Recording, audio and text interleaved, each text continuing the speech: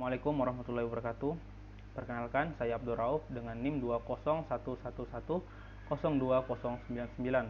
dari Prodi Manajemen Pendidikan Islam 2 semester 2. Adapun saya membuat video ini untuk memenuhi tugas UTS dari dosen pengampu Habib Anwar Al-Ansori MPD. Langsung saja. Soal yang pertama. 1. Jelaskan Tuhan, manusia, dan alam. Jelaskan dengan kacamata filsafat pendidikan Islam. Tuhan, manusia, dan alam merupakan tiga komponen yang memiliki keterkaitan yang sangat erat dan tidak dapat dipisahkan antara yang satu dengan yang lainnya. Yang pertama, Tuhan telah diyakini sebagai zat yang telah menciptakan alam semesta beserta isinya. Kedua, manusia. Manusia diciptakan oleh Tuhan dengan dibekali potensi yang meliputi kemampuan akal, rasa, dan cipta rasa, dan cipta serta didukung dengan kemampuan fisik dalam bentuk tubuh yang sebaik-baiknya, sehingga karenanya manusia mampu menguasai alam semesta. Sedangkan alam diciptakan oleh Tuhan sebagai rahmat untuk dapat digunakan dalam pemenuhan segala kebutuhan hidup manusia. Jadi jelas bahwa antara Tuhan, manusia, dan alam memiliki hubungan dan keterkaitan yang begitu erat, sebab adanya alam dan manusia sebagai makhluk merupakan bukti adanya Tuhan sebagai Sang Pencipta. Soal yang kedua, deskripsikan ruang lingkup dalam kajian filsafat pendidikan Islam dan jelaskan filsafat pendidikan Islam dari segi ontologi dan epistemologi dan aksiologi. Ruang lingkup filsafat pendidikan Islam itu seperti juga ruang lingkup yang terdapat pada filsafat secara umum, yang meliputi kosmologi, ontologi, dan epistemologi, dan aksiologi. Penjelasannya adalah sebagai berikut.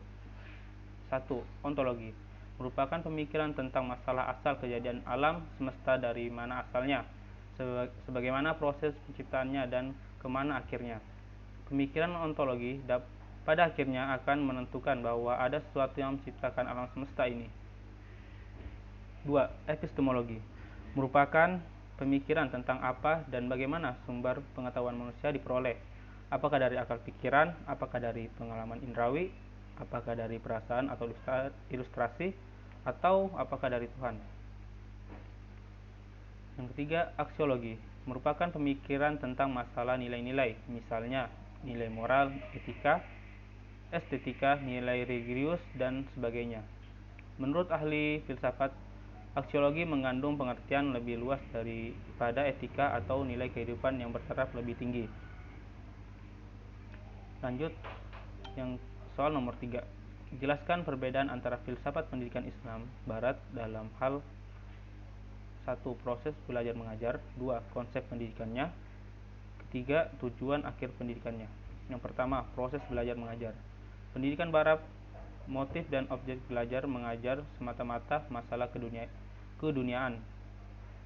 Adapun pendidikan Islam, aktivitas belajar mengajar ialah amal ibadah berkaitan erat dengan pengabdian kepada Allah. Yang kedua, konsep pendidikan.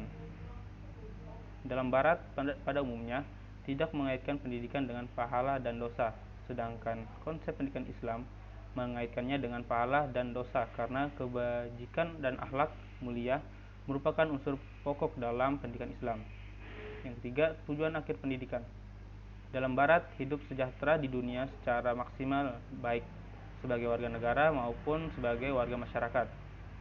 Sedangkan tujuan akhir pendidikan menurut Islam, terwujudnya manusia sempurna dan paripurna yang pembentukannya selalu dalam proses sepanjang hidup.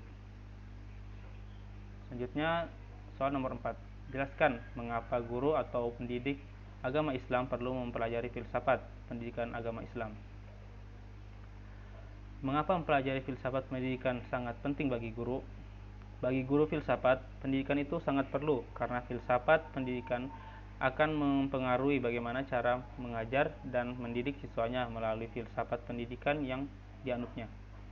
Seorang guru seharusnya memiliki filsafat hidup dan filsafat pendidikan yang jelas merupakan bagian dari kepribadiannya. Oleh karena itu, bagi seorang mahasiswa atau calon guru, ilmu filsafat pendidikan adalah perlu. Bukan saja memperluas wawasannya mengenai pendidikan serta membantunya dalam memahami siswa dan mengembangkannya gaya belajar yang tepat, tetapi juga dapat menyadarkannya mengenai makna dari berbagai aspek kehidupan manusia. Selanjutnya soal nomor 5. Jelaskan dan berikan argumentasi Anda tentang pendidikan Islam dalam perspektif. Menurut Imam Ghazali, tujuan pendidikan tidak lain hanya mendekatkan diri pada Tuhan, bukan untuk mencari kedudukan kemegahan, kegagahan, atau untuk menghasilkan uang sebanyak-banyaknya. Karena jika tujuan pendidikan diarahkan bukan pada mendekatkan diri kepada Allah, akan menimbulkan kebencian, kedengkian, dan permusuhan. Al-Ghazali menegaskan bahwa pencarian ilmu dalam berbagai bidang pada dasarnya sebagai tangga untuk mencapai ma'rifatullah. Yang kedua, menurut Ibnu Khaldun, pendidikan menurut Ibnu Khaldun bukanlah semata-mata suatu aktivitas yang bersifat pemikiran yang jauh dari aspek pragmatis dalam kehidupan, akan tetapi pendidikan juga merupakan gejala sosial yang menjadi ciri khas dan watak jenius manusia. Lewat pendidikan tersebut, manusia akan mendapatkan ilmu. Ibnu Khaldun menganggap bahwasanya pendidikan merupakan hakikat dari eksistensi manusia. Ibnu Khaldun berpendapat bahwa pendidikan adalah upaya untuk memperoleh suatu kepandaian, pengertian, dan kaidah-kaidah yang baru. Pandangan Ibnu Khaldun tentang pendidikan berpijak pada konsep dan pendekatan filosofis empiris. Melalui pendekatan ini, ia memberikan arahan terhadap visi tujuan pendidikan Islam secara ideal dan praktis. Adapun tujuan pendidikan Islam adalah mencari ridha Allah Subhanahu wa taala. Dalam pandangan Kiai Haji Hasyim Asy'ari, tujuan pendidikan Islam dapat diketahui dari konsep dasar belajar melalui penjelasannya tentang etika seorang murid yang sedang belajar, ketika seorang murid terhadap pelajarannya, dan etika murid terhadap sumber belajarnya. Dari ketiga etika ini dapat ditemukan gambaran yang cukup jelas tentang bagaimana tujuan pendidikan Islam dalam pandangan Kiai Haji Hasyim Asy'ari.